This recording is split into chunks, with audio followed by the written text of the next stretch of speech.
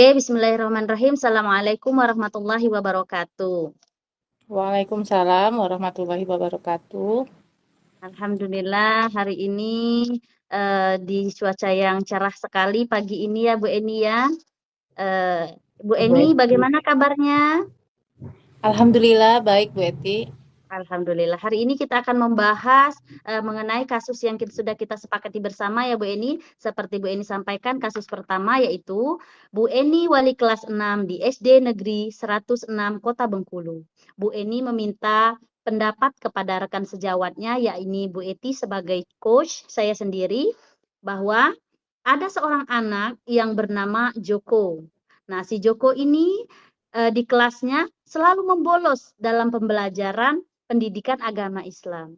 Dan Ibu Eni mencari tahu masalahnya. Ternyata anak ini menyatakan bahwa dia takut untuk masuk ke pembelajaran pendidikan agama Islam ini karena ada hafalan ayat pendek Al-Fatihah beserta artinya.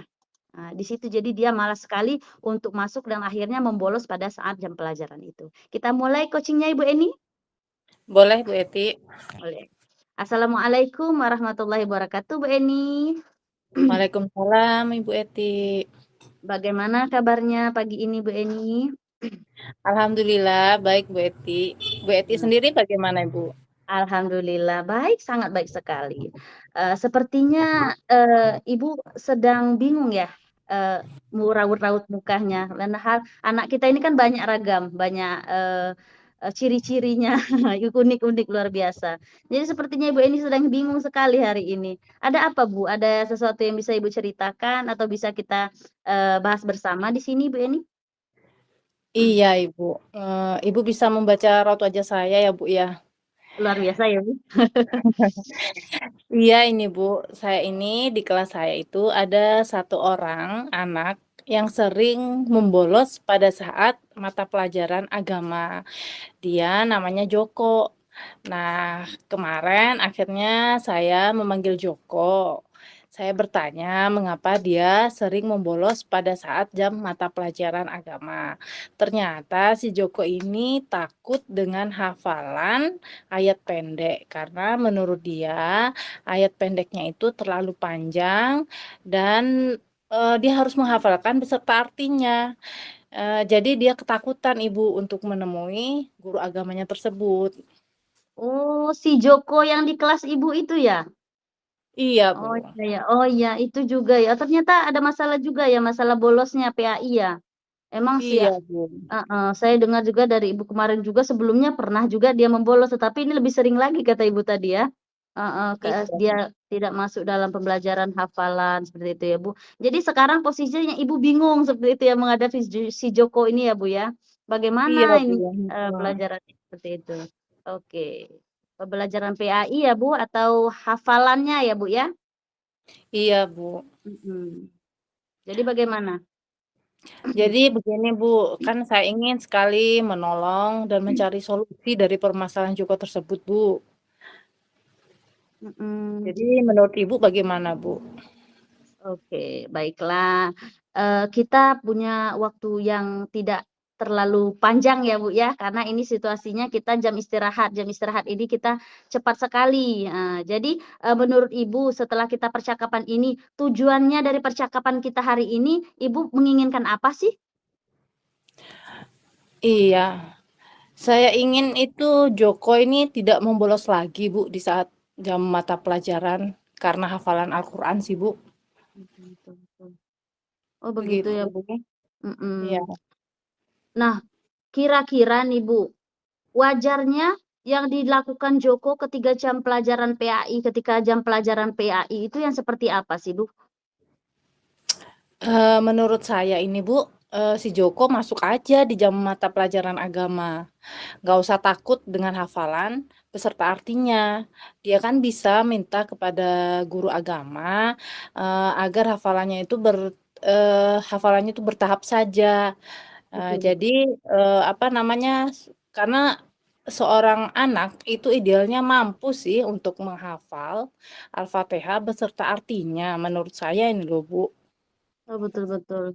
Jadi menurut Ibu, idealnya anak itu bagaimana sih ketika dia dalam pembelajaran PAI dan hafalan itu idealnya seperti apa?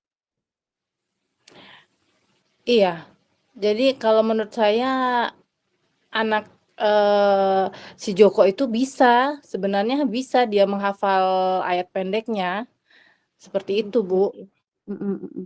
Kalau misalnya dari Bu Eni sendiri nih ya, kalau misalnya idealnya kalau misalnya kita lihat dari kasus Joko, kalau idealnya seperti Ibu masuk aja nggak apa-apa seperti itu. Itu kan di level 10 lah kita, kalau level 1 sampai 10, 10 lah anak itu mau dia masuk dengan nggak usah takut dan lain-lain, itu kan levelnya 10. Nah dari skala 1 sampai 10, kasus si Joko ini menurut Ibu ada di level berapa sih, Bu? Iya, menurut saya di skala 5 ya, Bu, karena gimana ya, Bu, ya, dalam 1 bulan itu 4 kali dia membolos, Oh tidak gitu. datang karena ada hafalan ayat pendeknya. Betul sih. Kalau misalnya dari pembicaraan Ibu memang sulit sih mencapai level 10 ya, Bu.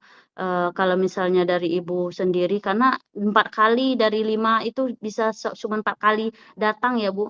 Nah, kira-kira Joko ini dapat mencapai angka berapa ya, Bu, ya, kalau misalnya kita lakukan, pendekatan lagi gitu? Di angka 7 sudah baik kayaknya ya, Bu, ya? Oh iya, angka 7 ya? Belum terlalu sampai ke level 10 ya? Mhm mhm, betul betul. Nah Bu, kalau misalnya kita, kira-kira nih untuk mencapai angka 7, nggak mungkin 10 lah kata Ibu kan, kalau misalnya angka 7. Nah kira-kira hal apa sih yang bisa Ibu, lakukan seperti itu untuk mencapai level 7 ini saja? Iya. Karena kan menuju level yang agak tinggi juga kita kan, banyak sekali ya, Bu, ya, latar belakangnya seperti itu. Betul. Tapi kalau menurut saya sih, Bu, kita mulai aja, saya akan meminta kepada guru agamanya untuk memberikan tugas hafalan kepada si Joko ini, itu secara bertahap aja per ayatnya. Nanti kalau setelah Joko hafal dengan ayat pendeknya, baru dia setoran hafalan artinya. Jadi menyusul aja seperti itu, Bu.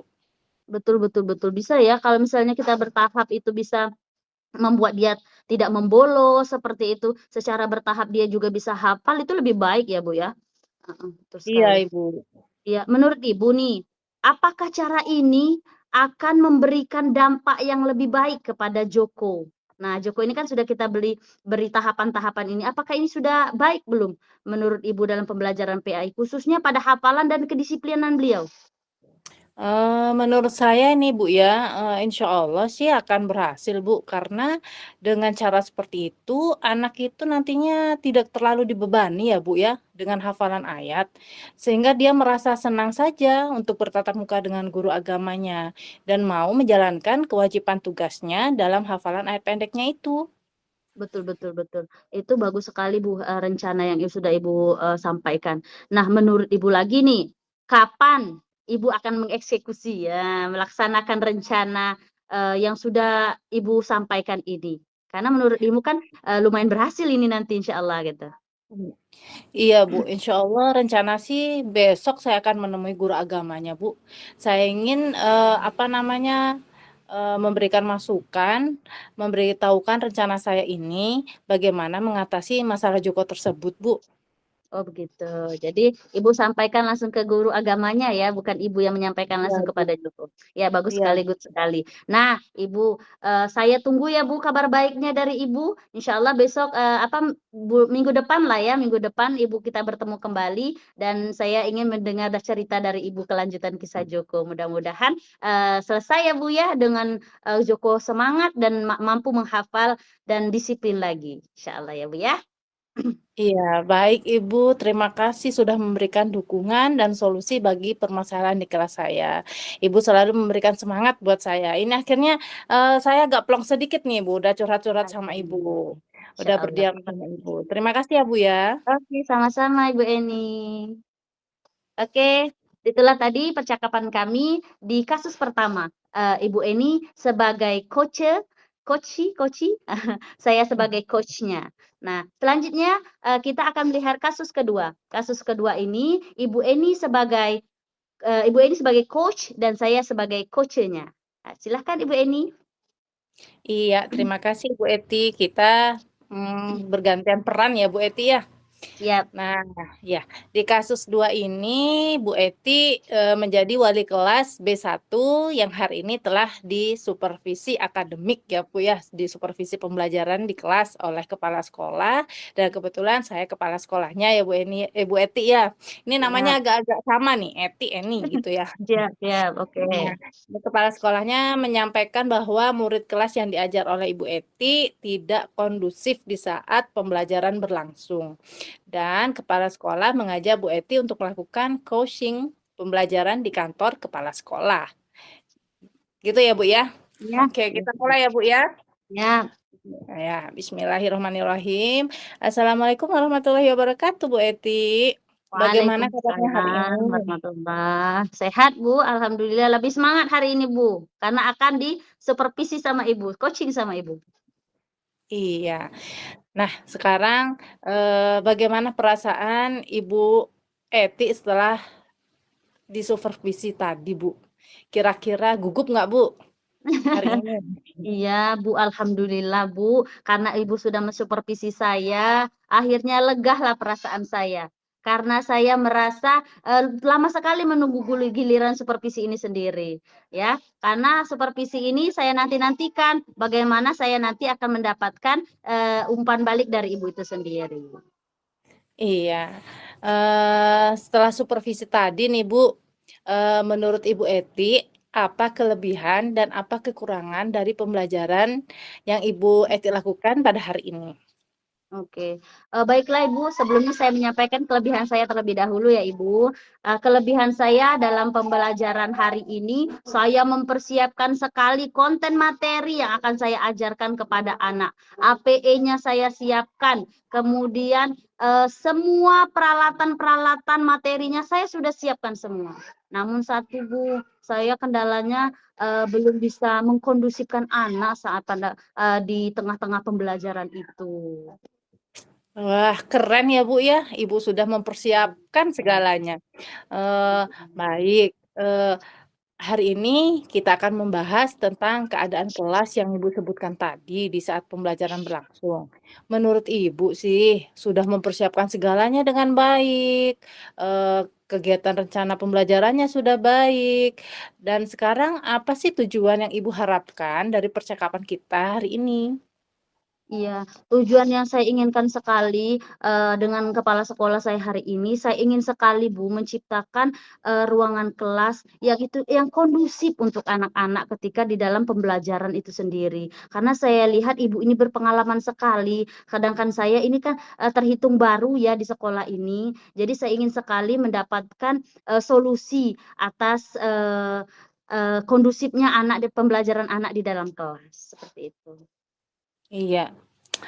Menurut Ibu Eti, idealnya kelas yang kondusif itu seperti apa sih? Kondusif itu Bu, anaknya tenang, nyaman, kemudian anaknya aktif juga ketika kita ajak mengobrol, dia aktif, dia tidak hanya diam saja, dia aktif dalam pembelajaran, kemudian menyenangkan, seperti itu Bu. Itu ideal sekali Bu, kelas menurut saya. Oh, begitu ya Bu Eti. Kira-kira gini loh Bu Eti, kalau idealnya itu menurut Bu Eti itu di levelnya 10, sekarang saya tanya nih, dari skala 1 sampai 10, Ibu Eti berada di level mana ini? Iya Bu, mohon maaf ya Bu sebelumnya ya Bu, saya itu merasakan bahwa saya masih di level 4 loh Bu. Karena kenapa Bu, kelas saya ini ya Allah Bu, anak saya itu Bu, belum saya mulai pembelajaran dia sudah siap-siap Bu, ada yang pukul-pukulan, ada yang naik-naik di atas meja, ada yang ribut dengan teman-temannya, ada yang lempar-lemparan, kadang ada yang berdarah Bu, ya Allah, alangkah parahnya kelas kami ini Bu. Makanya saya sampai level 4, level bawah sekali saya Bu, rasanya seperti itu. Mhm. Aktif sekali ya Bu ya anak-anaknya ya? Iya Bu, karena kita anak TK juga ya Bu ya. Mhm. Jadi jika dilihat dari cerita Ibu, sekarang, untuk mencapai level angka 10 itu sulit ya, Bu, ya.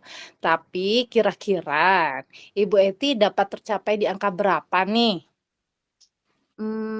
Memang sih Bu, kalau dikatakan sulit itu sulit sih Bu. Tapi sebenarnya saya kan sebelumnya juga pernah ngajar di sekolah lain. Jadi saya sebelumnya tidak parah ini. Saya bisa mencapai angka sampai di level 9 loh Bu. Karena Oh. kenapa? Di sini gurunya itu sudah pindah, saya masuk di tengah-tengah tahun ajaran. Jadi mereka belum terlalu mengenal saya. Jadi ini Bu yang membuat saya bisa insya Allah sampai di level 9 menenangkan anak-anak ini menjadi kondusif, Bu. Iya, jadi Bu Eti itu melanjutkan kelas yang guru sebelumnya di semester 1 ya, Bu, ya. Jadi Iya, kondisi betul. anaknya itu belum terhandle ya kan oleh Betul Bu Eti ya. Nah, betul. kira-kira Ibu Eti untuk mencapai level 9 itu, kira-kira apa yang akan Ibu lakukan? Iya. Iya, Bu. Saya itu berpikir untuk menata kelasnya terlebih dahulu, Bu. Karena kelas itu, baik mejanya, tempat duduknya, itu belum tertata sama sekali. Karena saya masih baru ini tadi, saya masih melihat kondisi-kondisinya.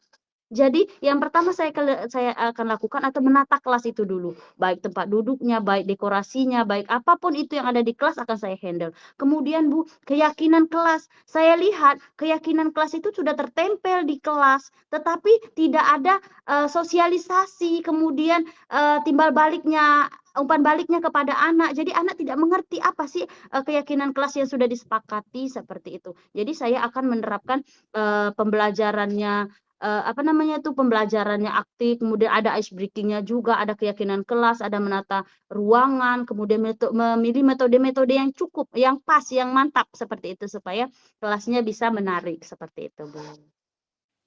Iya, sepertinya menarik sekali ya, Bu, ya, rencana-rencana Ibu ini ya. Iya. Menurut Ibu nanti apakah cara ini, rencana yang sudah Ibu Eti sampaikan ini, akan memberikan dampak yang lebih baik untuk menjadikan kelas Ibu itu menjadi lebih kondusif lagi? Insya Allah Bu, saya, rasa, insya Allah ya Bu ya, saya bertekad, ini akan berhasil.